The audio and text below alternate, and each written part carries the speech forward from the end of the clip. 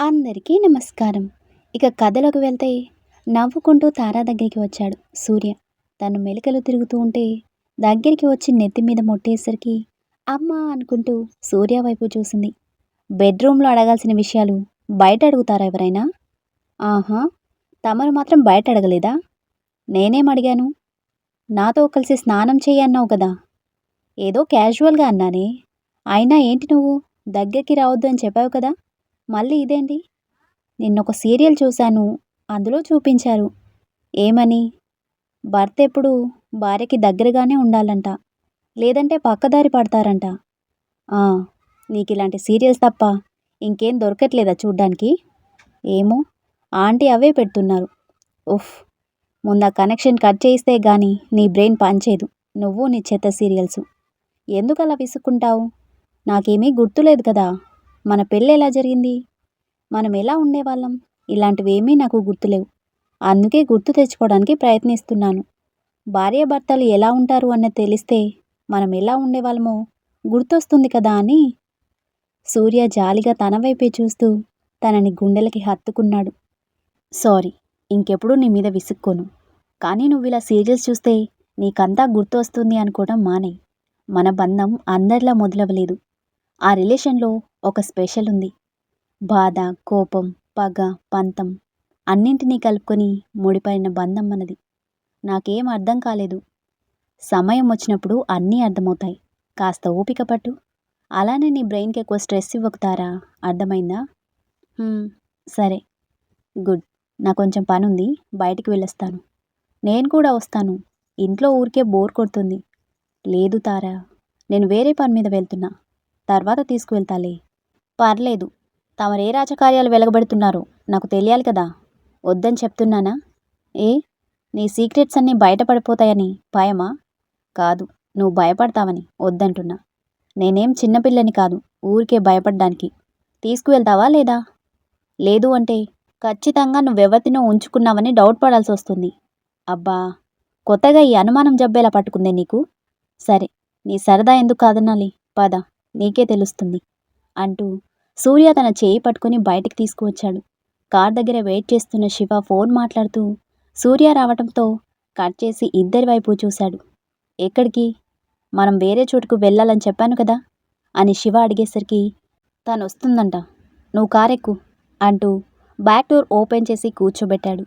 శివ అయోమయంగా చూస్తూ సూర్యని పక్కకి లాక్కెళ్ళాడు. రేయ్, మనమేమైనా షికార్కి వెళ్తున్నామా? తనెందుకురా? వద్దు అంటే వినట్లేదు. నేను ఎవరినో ఉంచుకున్నాను అని దాని అనుమానం. ఏంటి? రాని, మొత్తం తీరిపోతుంది అంటూ కార్ దగ్గరికి నడిచారు సూర్య, శివ. అయోమయంగా చూస్తూనే వెనకే వచ్చి సూర్య పక్కనే కూర్చున్నాడు. కారు ముందుకు దూసుకుపోయింది. కార్ సునాయాసంగా కదులుతుంటే కునికిపాట్లు పడుతూ అలానే డోర్కి ఆనుకొని నిద్రపోయింది తార. ఆ ప్రయాణం ఎంతసేపు సాగిందో కూడా తెలియలేదు తనకి.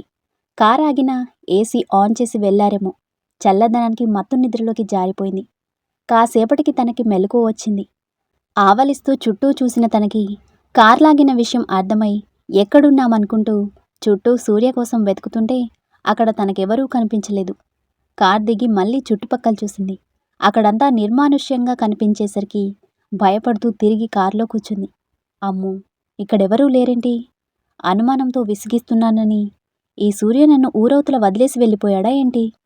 తిరిగి వెళ్ళడానికి నాకు రూట్ కూడా తెలీదే అనుకుంటూ గోర్లు కొరుకుతూ టెన్షన్ పడుతుంది.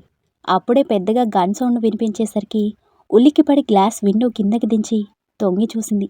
మరుక్షణం తనున్న కార్కి గుద్దుకొని పడిపోయాడు ఒకడు. భయంతో అరుస్తూ కళ్ళు మూసుకుంది. మెల్లగా కళ్ళు తెచ్చి చూసేసరికి కారు పక్కనే పడున్నాడు వాడు. వణుకుతున్న చేతులతో డోర్ ఓపెన్ చేసి కిందకి దిగి వాడి వైపు చూసింది. వీడేంటి కదలట్లేదు? ఉన్నాడా పోయాడా అనుకుంటూ, హలో మిస్టర్, ఓయ్ నిన్నేనయ్యా, పలకవేంటి అంటూ వాడి భుజం పట్టుకొని పక్కకి లాగేసరికి బోర్లా పడ్డాడు. అతని గుండెల్లో దిగిన బుల్లెట్స్ రక్తపు మాంసాన్ని బయటకి చూపిస్తుంటే భయంతో అరుస్తూ అక్కడి నుంచి పరిగెత్తింది. ఎటు పరిగెడుతుందో కూడా తెలియకుండా వెళ్తున్న తను కొంచెం దూరం వచ్చాక సూర్య కనిపించేసరికి భయంగా సూర్య అంటూ అతని వైపు పరిగెత్తింది. అది గమనించిన ఆపోజిట్ గ్యాంగ్ తారని పట్టుకుని తన మెడకి కత్తి బిగించేసరికి మరింతగా బిగుసుకుపోయింది తను. సూర్య మాత్రం ఏమాత్రం బెనకుండా అలానే చూస్తున్నాడు. వదిలేయ్, లేదంటే దీన్ని చంపేస్తాను. చంపరా, దమ్ముంటే చంపరా చూద్దాం అంటూ సూర్య అరిచిన అరుపుకి వాడు బెదురుతున్నా తారని వదలకుండా అక్కడి నుంచి తప్పించుకోవాలని చూస్తున్నాడు. అక్కడ ఏం జరుగుతుందో అర్థం కాని తార భయంతో ఏడుస్తుంది. వదిలేయ్, నువ్వు నన్ను వదిలేస్తాను అంటేనే నేను దీన్ని వదులుతాను, లేదంటే చంపేస్తాను. వదలమని చెప్పానా అంటూ ఒక్క అడుగులో వాణ్ణి చేరుకొని కత్తి ఉన్న చేతిని వెనక్కి లాగి తారని అతని వైపు లాక్కున్నాడు. మరుక్షణం ఆ కత్తి వాడి గుండెల్లో దిగేసరికి తార భయంతో నోరు మూసుకొని వెనక్కి జరిగింది. ఆ తర్వాత వచ్చిన నలుగురిని అదేవిధంగా చంపిపడేసి శివని క్లియర్ చేయమని చెప్పి తార దగ్గరికి వచ్చాడు. తాను మాత్రం బొమ్మలా బిగుసుకుపోయింది. సూర్య నవ్వుకుంటూ తారా అని పిలుస్తూ భుజం మీద చేయి వేసేసరికి అలానే పడిపోబోతుంటే పట్టుకున్నాడు సూర్య. ఏయ్, ఏమైంది? కళ్ళు తిరుగుతున్నాయా? మొత్తం బాడీ అంతా తిరుగుతుంది. మనుషులు అనుకున్నావా, కూరగాయలు అనుకున్నావా? అలా నరికేసావేంటయ్యా బాబు? వామ్మో, చూడు నా గుండె దడ ఇంకా తగ్గలేదు అంటూ అతని చేతిని తన గుండెల మీద పెట్టేసరికి అవసరం లేదులే, ఆ చప్పుడు ఇక్కడికి వినిపిస్తుంది, అందుకే రావద్దన్నాను. విన్నావా? నాకేం తెలుసు నీ సెటప్ ఇదని? బుద్ధి తక్కువై వచ్చాను. ప్లీజ్ నన్ను ఇంటికి తీసుకుపో.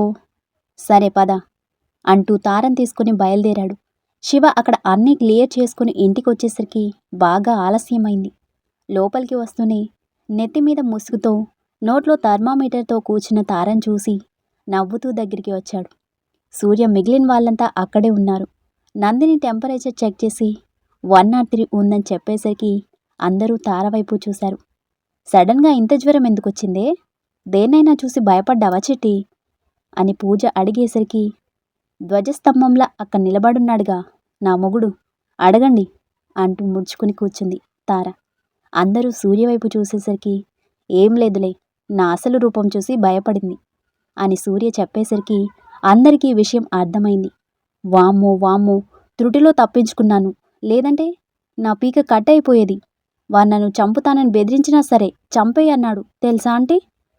అది నా స్ట్రాటజీ. ఎవడికెక్కడ నొక్కాలో నాకు తెలుసు. అవన్నీ నీకు అర్థం కావులే. పోయి రెస్ట్ తీసుకో. పోవయ్యా, ఏదో అనుమానంతో నీ వెంట తీసుకువెళ్ళమన్నానే అనుకో, ఇది విషయం అని చెప్పి నన్ను ఆపేయాలి గాని తీసుకెళ్ళి నీ గొడవల్లో దూర్చేస్తావా? నేను చెప్పినా నమ్మే పొజిషన్లో లేరు కదా తమరు. రోజు ఎక్కడికి వెళ్ళాను, ఎవరిని ఎంచుకున్నాను అనే అనుమానాలు నీకు రాకూడదని తీసుకువెళ్ళాను. నీ అనుమానాలన్నీ తీరాయా? లేదంటే మళ్ళీ వస్తావా? చచ్చినా రాను. గుడ్, ఇదే మాట మీద ఉండు. ముందు నువ్వు ఆ సోకాల్ టీవీ సీరియల్స్ దీనికి చూపించడం మానేయ్, లేనిపోని అనుమానాలతో చంపుతుంది అంటూ సూర్య బయటికి వెళ్ళిపోయాడు. అందరూ నవ్వుతుంటే తారామొహం మార్చుకోవటంతో సులోచన గారు అందర్నీ కసిరి తారని గదిలోకి తీసుకువెళ్లారు. సులోచన గారు తారని లోపలికి తీసుకువెళ్లటంతో శివ సూర్య దగ్గరికి వచ్చి నిలబడ్డాడు. తనసలే భయస్థురాలని తెలుసు కదా, ఎందుకురా ఇలా చేశావు? ఒకసారి అబద్ధంతో తన జీవితంలోకి ప్రవేశించాను, అందుకే ఇప్పుడు నేనేంటో తనకి పూర్తిగా తెలియాలని ఇదంతా. నా లైఫ్ నేను డిజైన్ చేసుకున్నట్టుగా ఉండదు శివ. తప్పో ఒప్పో తార నా జీవితంలోకి వచ్చింది. తనకి నా ప్రపంచాన్ని పరిచయం చేస్తేనే నేనేంటో తనకి పూర్తిగా అర్థమవుతుంది. ఒకవేళ తను భయపడి నీ నుంచి దూరంగా వెళ్ళిపోవాలనుకుంటే సంతోషంగా పంపిస్తాను. ఎప్పుడు ఏ ప్రమాదం ముంచుకొస్తుందో తెలియని లైఫ్ నాది. తనిదంతా అంగీకరించలేకపోతే నేను బలవంతం చేయను. కనీసం తానైనా సేఫ్గా ఉంటుంది కదా. తను నాతో ఉండాలి అనుకుంటే నా ప్రాణం అడ్డు పెట్టైనా కాపాడుకుంటాను. వెళ్ళాలి అనుకుంటే సంతోషంగా పంపిస్తాను. That's it. కానీ తను లేకుండా నువ్వు ఉండగలవా? నాకిదంతా కొత్త కాదులే శివ. ఆనందంగా సాగిపోతున్న నా జీవితంలో ఒక తుఫాన్ అలజడి సృష్టించి నన్ను అనాథల రోడ్డు మీద పడేసింది.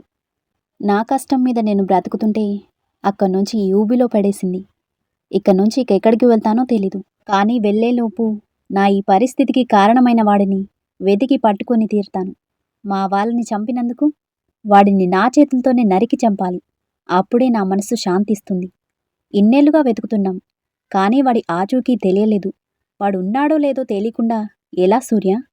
ఉంటాడు. నా పగ తీరడానికైనా వాడు బ్రతికుంటాడు. వాడి ఆచూకీ తెలిసే వరకు వదిలిపెట్టను అంటూ అక్కడి నుంచి వెళ్ళిపోయాడు సూర్య. శివ బాధగా చూస్తూ నిలబడ్డాడు. శివ, నందినికి అమ్మా నాన్న ఎవరో తెలీదు. కానీ సూర్య అలా కాదు. అమ్మా నాన్న, నానమ్మ తాతయ్య లాలనలో చెల్లెలతో సంతోషంగా బ్రతికినవాడు. కానీ వాళ్ళు దూరమైన క్షణం సూర్య రోడ్డు మీద నిలబడ్డాడు. నిజానికి తన వాళ్ళని చంపిన వాళ్ళని తన చేతులతోనే చంపాలనే కసితోనే దొరికిన పని చేసుకుంటూ వాడి కోసం వెతకటం అప్పుడే మొదలుపెట్టాడు. కానీ అనుకోని విధంగా అతని జీవితం ఆ మాఫియాతో ముడిపడింది. అక్కడైనా వారి గురించి ఇన్ఫర్మేషన్ తెలుస్తుందన్న ఆశతో ఇన్నేళ్లుగా దొరికిన క్లూస్ వదలకుండా వాడి కోసం వెతుకుతూనే ఉన్నాడు. సూర్యగతం శివకి, ధరణికి మాత్రమే తెలుసు. ఇంకెవరికి తను చెప్పాలి అనుకోలేదు. తారకి చెబుదామన్నా తనే గతం మర్చిపోయి కన్ఫ్యూజన్లో ఉంది. ఇలాంటి సమయంలో తనేమీ తీసుకోలేదని మౌనంగా ఉండిపోయాడు. ఆలోచనలో ఉన్న శివ నందిని పిలుపుతో తేరుకుని తన వైపు చూశాడు. ఏమైంది శివ? వాడెందుకు అలా ఉన్నాడు? ఏం లేదు, చిన్న సెటిల్మెంట్ అంతే, నువ్వవేమీ పట్టించుకోకు అంటూ అక్కడి నుంచి వెళ్ళిపోయాడు శివ. 2 రోజులు సూర్య ఇంటికి రాలేదు. అది వాళ్ళందరికీ అలవాటే అయినా తారాకి మాత్రం భయంగా ఉంది. వాళ్ళంతా సర్ది చెప్తున్నా తను తినకుండా బాధపడుతుంటే ఇక చూడలేక శివ సూర్యకి ఇన్ఫర్మేషన్ చేరేలా చేశాడు. కానీ అక్కడ అతను రాలేని పరిస్థితిలో ఉన్నాడు. శివ పంపిన మెసేజ్ చూసి తార అనుకుంటూ ఆలోచనలో ఉన్నాడు. అప్పుడే అతని ఎదురుగా ఉన్న బిల్డింగ్ నుంచి ఒకతను బయటికి వచ్చి కారులో వెళ్ళడం గమనించాడు. సూర్య కారులోనే ఉండి అతన్ని అబ్జర్వ్ చేస్తూ అతని కార్ పాస్ అవ్వగానే కార్ నుంచి దిగి ఆ బిల్డింగ్ వైపు చూశాడు. సెక్యూరిటీ ఎక్కువగా ఉంది. దాంతో ఆ సెక్యూరిటీ కంటపడకుండా బిల్డింగ్ వెనక నుంచి లోపలికి ప్రవేశించాడు. తాతయ్య, మెడిసిన్ వేసుకోమని రోజూ చెప్పాలా అంటూ ఒక అమ్మాయి గదిలోకి వెళ్ళటం చూసి ఆ గది పక్కనే చాటుగా దాక్కున్నాడు.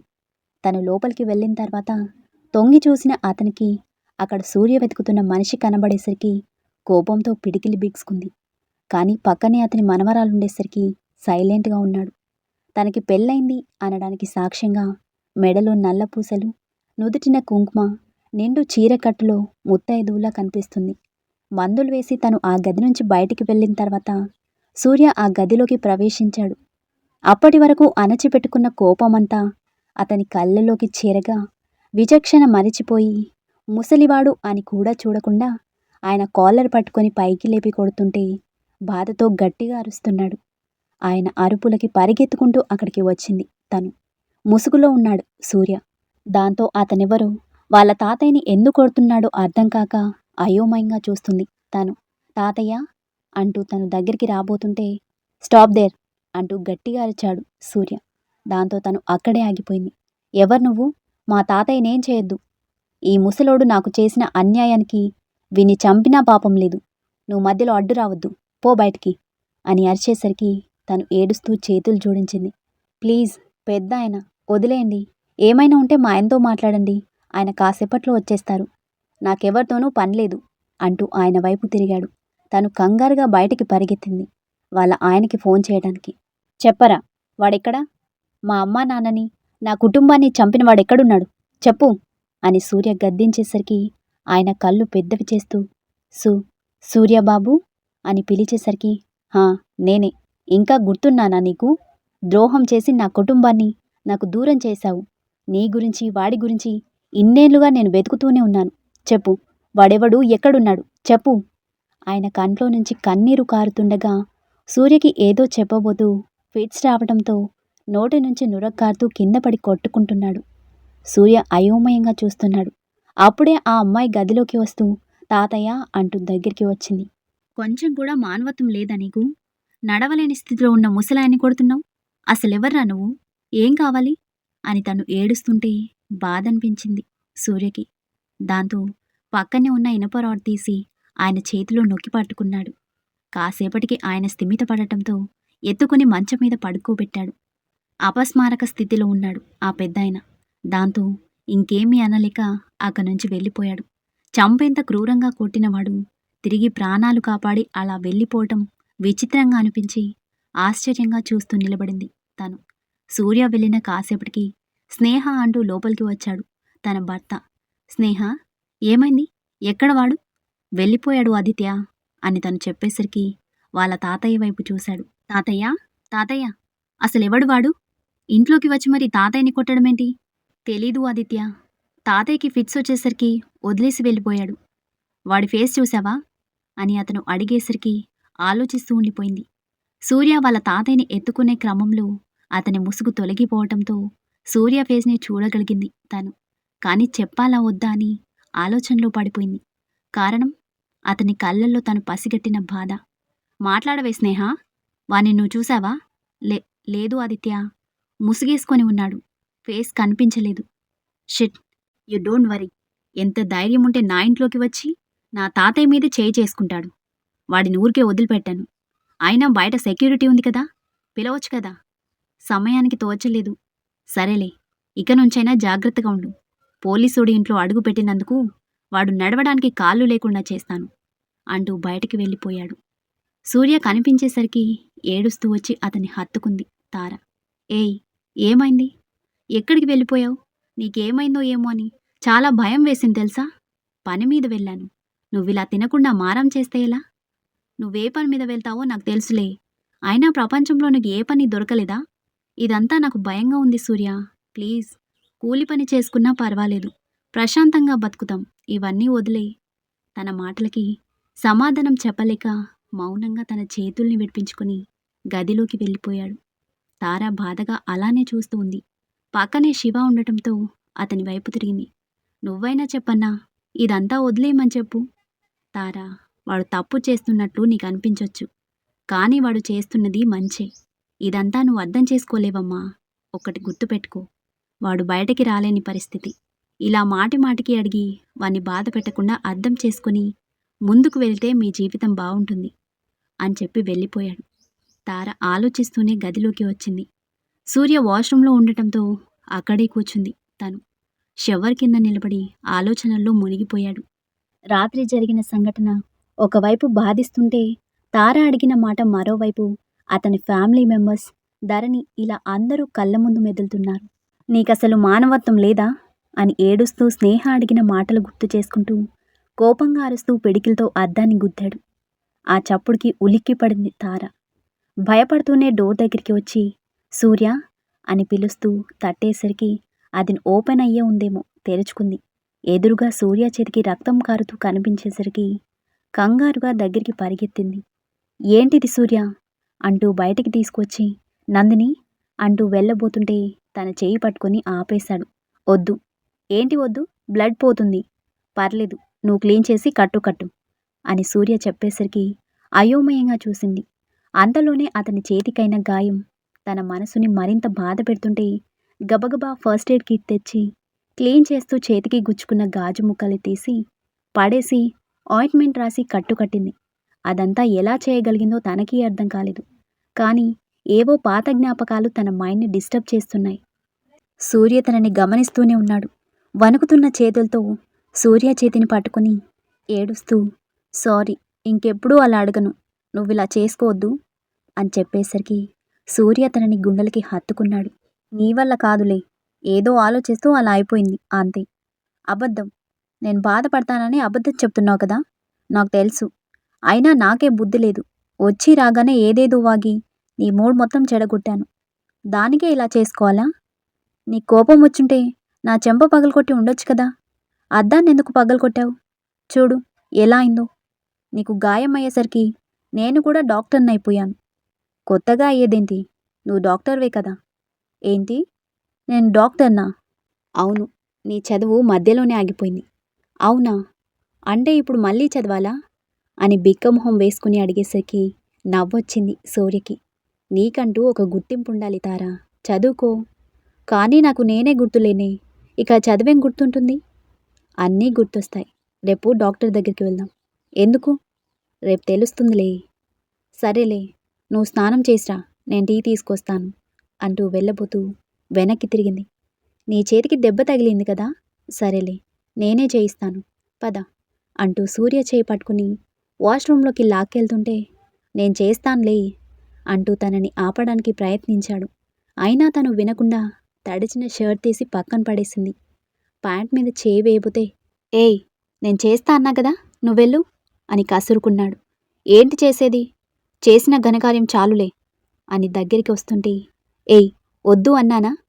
సరే, ఈ టవల్ కట్టుకో ఆ తర్వాత నేను స్నానం చేయించి వెళ్ళిపోతాను అంటూ అతని చేతికి టవల్ ఇచ్చి వెనక్కి తిరిగి నిలబడింది. తనింకా మాట వినదని అర్థమై తను చెప్పినట్టే చేశాడు. సూర్యని స్టూల్ మీద కూర్చోబెట్టి తలకి మసాజ్ చేస్తూ షాంపూ పెట్టి రుద్దింది. అతనికి కాస్త రిలాక్స్గా అనిపించటంతో కళ్ళు మూసుకున్నాడు. ఆ తర్వాత స్నానం చేయిస్తుంటే సూర్య తననే చూస్తున్నాడు. అతనికి స్నానం చేయించడమేమో గాని తను పూర్తిగా తడిసిపోతుంది. నవ్వుకుంటూ, ఇక చాలే, నాకు చేయిస్తూ నువ్వు తడిచిపోతున్నావు, వెళ్ళిక అంటూ పైకి లేచాడు. తారా తలూపి బయటికి వెళ్ళడానికి ఒక అడుగు వేసిందో లేదో కాలు జారింది. తను పడకుండా పట్టుకున్నాడు సూర్య. భయంతో సూర్య మెడ చుట్టూ చేతులు పెనవేసింది తార. తనలో మొదటిసారి చూసిన అదే భయం. ఆ సమయంలో తను మరింత ముద్దొస్తుంటే తన చుట్టూ కౌగిలి బిగించి పెదవులు అందుకున్నాడు. తార కూడా ఇష్టంగా అతనికి సహకరిస్తుంటే ఆ క్షణం అతని మనసు తేలికపడింది. తన నడుముని తడుముతూ తను వేసుకున్న టాప్ లోపలికి చేతిని కదిపేసరికి అతని చేతి తాకిడికి తారా శరీరం జలధరించింది. పెదవులు వదులుతూ తన కళ్ళల్లోకి చూశాడు. ఆ చూపుల్లో భావం అర్థమైందో ఏమో. తార తలూపుతూ సిగ్గుతో తలదించేసరికి నవ్వుకుంటూ తనని ఎత్తుకుని గదిలోకి తీసుకొచ్చి బెడ్ మీద పడుకోబెట్టాడు. తన పక్కకి చేరుతుంటే డోర్ వేయలేదు అని కళ్ళతోనే సైగ చేసింది. దాంతో డోర్ లాక్ చేసి తన పక్కకి చేరాడు. తార సిగ్గుతో ముడుచుకుపోతూనే అతన్ని హత్తుకుంది. I love you. నువ్వు నాదానివి, అర్థమవుతుందా? ఎందుకింత మోసం చేశావు? నీ ప్రేమ నిజమో కాదో తెలీదు సూర్య, కానీ నా ప్రేమ ఇది నీకు అర్థమవుతే చాలు. నన్ను క్షమించు సూర్య, నాకు వేరే దారి లేక ఇలా చేయాల్సి వచ్చింది. సూర్య. స్టోరీ నచ్చితే లైక్ చేయండి, కామెంట్ చేయండి, ఇంకా సబ్స్క్రైబ్ చేసుకోండి. Thank you. మళ్ళీ కలుద్దాం.